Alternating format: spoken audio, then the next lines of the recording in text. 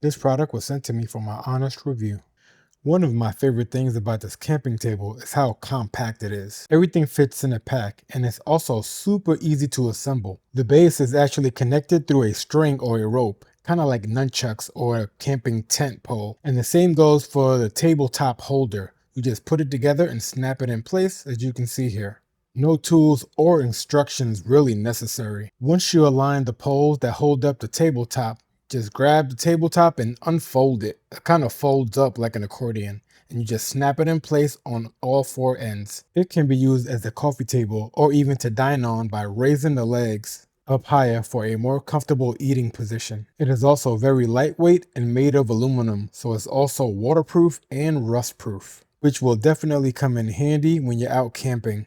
Here is a closer look at the camping table, which apparently can hold up to 176 pounds.